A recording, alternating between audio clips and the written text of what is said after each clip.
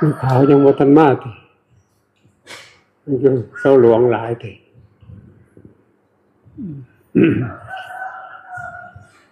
นี่ผู้ไปผู้บ่ผู้ว่าเรื่องขาวจะว่าอยู่ในแล้วว่าน้อยว่าในผู้ใดในยุคนั้นก็ได้โอ้ก็จะอยู่จังใด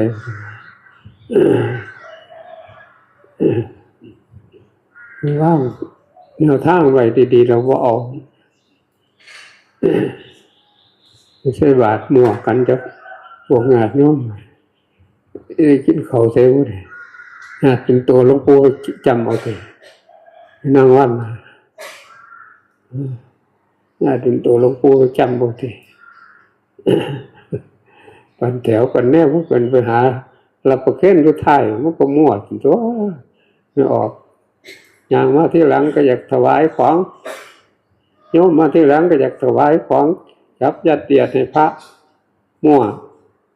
ทั้งประเคนทั้งผู้ประเคนพระวินัยพระละเอียดโอ้หวดไม้จะเท่าใดจะเป็นแถวนาที่10 แปลงให้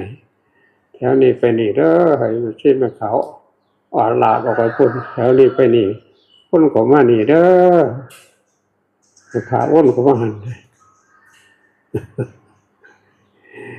แย่กันแต่มุ่งไม่ออกแย่กันใส่แถวหน้าเขาหมายว่าใส่ผมว่ากินแล้วท่านเนาะไปบอกไปเบื้องท้ายน้ำมูสมมันมัวพอดโอเคให้พวกนี้เนี่ยเท่ออกจากคนบาทก็จะก็จะเอา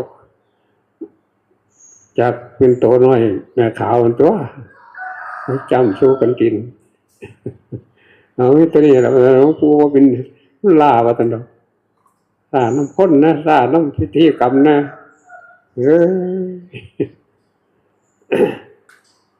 จะเนี่ยยากโอ้น้ำข้นเราพักกันปวดเขาว่าขาดกิเลสขึ้นแต่ปวดเขาว่าเลี้ยงกิเลสเหมือนเราลกขึ้นสนุกเผากิเลสพระจะน้อยไม่ปราศตาบเลยทั้งเห็นสวรรค์วันนิพพานเนาะหยุ่งกันแล้วเรื่องปากเรื่องทองในขานิยมแบบโลกิยะพระพุทธเจ้าพาเฮ็ดอยู่มักง่ายสะดวกสบายผมก็เฮ็ดน้ำพระพุทธเจ้านำดิไปหาแต่แนวสะสมกองกิเลสเนี่ยธรรมะเราได้เป็นไปเพื่อสะสมกองกิเลสครับว่าล่ะว่าจะกว่าว่าจะด่าว่าจะขาไม่ได้กินเข้าไปไม่ได้ง่วงเอาเงานอนขี้เกียจขี้ข้านโบราณเตือนไว้พวกได้ยินกินหลายขี้ข้านหลายว่าเสียมันว่าสิ้นทุกข์ขึ้นยากไปไหมบวชผมมาแล้วเถียงเอาเรื่องของกิเลสเถียงเอาต้องติดแก้ไขกิเลสบ่มีปัญญามันจะไปเถียงได้จังไหนเอาวิกิเลสเป็นเหยียบข้อเอาเห็นตัวจังเลยกิเลสตัวหมูเอาตัวรอดเป็นว่าจังไหนอยู่ว่างจักว่ากิเลสคือหยังผู้จักกิเลสกับใครนี่มันบ่สบายมันบ่สะดวกเอาไว้มากกับจัดท่อนพุทธก็จัดเป็นแถวใส่ถ้วยใส่จานแต่งานนั่นงานนี่มีแต่เป็นงานแล้วให้เฮ็ดจังซั่นเฮ็ดจังซี่เสริมเข้าไปแล้วว่าเอาย่องลงไปทำคำสอนของพระพุทธเจ้าอยู่ด้วยกันพากันเหยียบย่ำทำลายธรรมะคำสอนของพระพุทธเจ้าพร้อมกันสร้างบาปสร้างกรรมหมดโลกหมดสงสารใจแหละผู้ที่รักษาพระศาสนาพุทธบริษัทสี่ภิกษุณีอุบาสกอุบาสิกาภิกษุสมณเณรอุบาสกอุบาสิกาสมณเณรหมดภิกษุณีหมดภิกษุอุบาสกอุบาสิกายังสามเราพวกสามเราซอยกันทำลายพระศาสนาสิซอยกันทำลายหรือซอยกันรักษาล่ะเฮ็ดจังได๋ซอยกันรักษาเฮ็ดจังได๋ซอยกันทำลาย เฮ็ดก็บ่จะฝืนไฟเฮ็ดก็บ่จะเฮ็ดบอกให้หยิบใส่ก็บ่เอาบ่เกิดกิเลส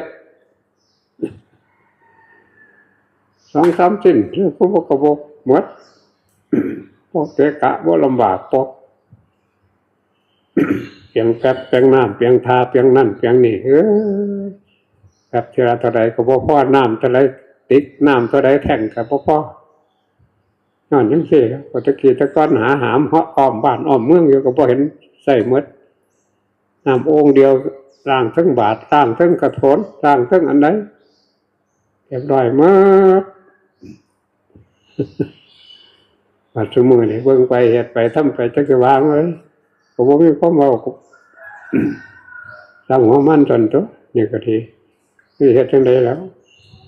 คือเฮ็ดได้รักษาได้จังได๋เฮาผู้เดียวคนนั้นแลเป็นถึงพึ่งของตนเตือนตนไม่ได้ใครเล่าจะเตือนขอมาจังซี่ท่านจ้ะมันจังได๋ก็อยากให้เฮ็ดได้มันก็บีบหัวใจเจ้าของโอ้หัวมันต่อโลมาเวเนโอตัวลาปัสสันตาภวะจิโตสัพเวนะมะเสขันโตเลโกโตจตุวังภวะสัพพิติโยวิวัจจันตุสัพพะโลกวินาศมาเตภวัตวันตารายโยสุขิเทขายุโกอภิวาทนาสิริสานิจังโมทาปตายิโนจัตตารโลธรรมาวัฏฏันติอายุวันโนสุขังหังปอกคาสัมมาสัมพุทโธภะคะวะพุทธังภะคะวันตังอภิวาเทสาวกขาโตภะคะวะตาธัมโมธัมมังนัมสสามิสุปฏิปันโนภะคะวะโตสาวกสังโฆสังฆังนามา